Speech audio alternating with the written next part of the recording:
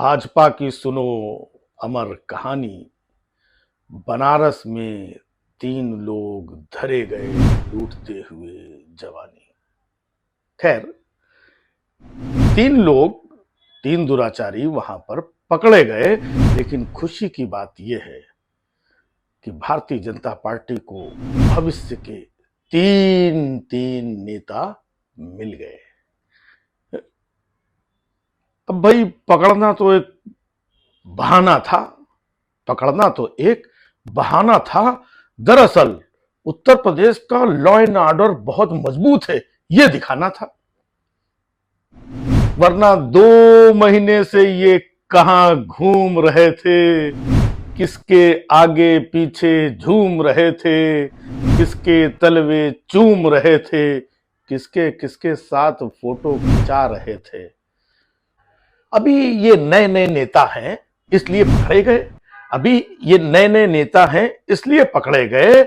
थोड़े दिन रुको, कुछ और कारनामे करने दो, कुछ और आगे बढ़ने दो, माथे पर कोई भूषण अलंकार तो लगने दो, फिर देखना इनका भी दबदबा कायम रहेगा। और किसके बाप की हिम्मत है जो इनको पकड़ करके बाल बांका कर पाएगा। ये पार्टी की बहुत बड़ी जिम्मेदारी निभा रहे थे। सुना है आईटी सेल यही चला रहे थे। अब आईटी सेल में होता क्या है, आईटी सेल वाले किसी मुद्दे पे जैसे ही कोई बात करता है, कुछ बोलता है, तो तुरंत छिपे हुए नामों से, छिपे हुए अकाउंट से, छिपी हुई फोटो से पहचान छिपा करके उसको मां बहन की गाली देते हैं, गंदी गंदी गालियां देते हैं। तो इन्होंने तो वही किया है।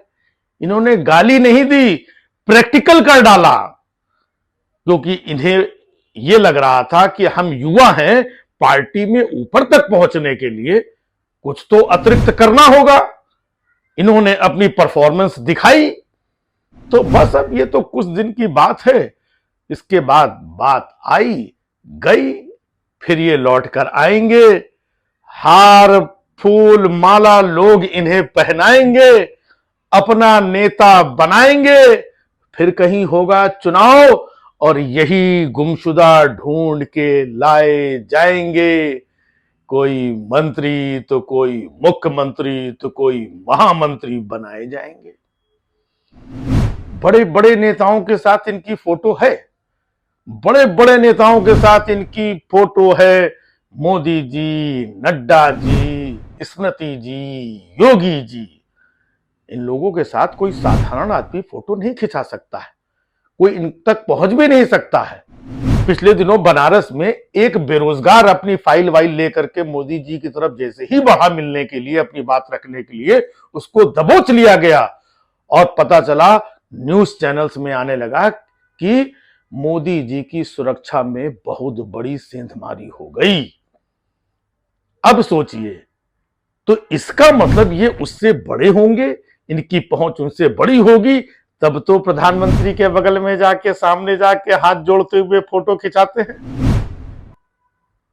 अब फोटो खिंचाने के बाद जब पूछा जा रहा है तो हर एक शख्स मौन है।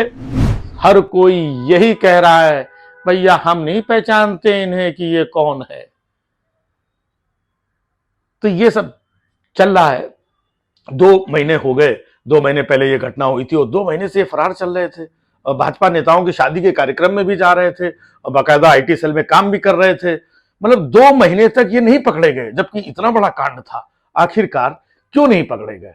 फिर जब फाइनली समाज का, लोगों का, युवाओं का, महिलाओं का इतना चारों तरफ से दबाव आया और फिर चुनाव आया, तब ये लगा कि नहीं, इनको तो पकड़ना ही पड़ेगा।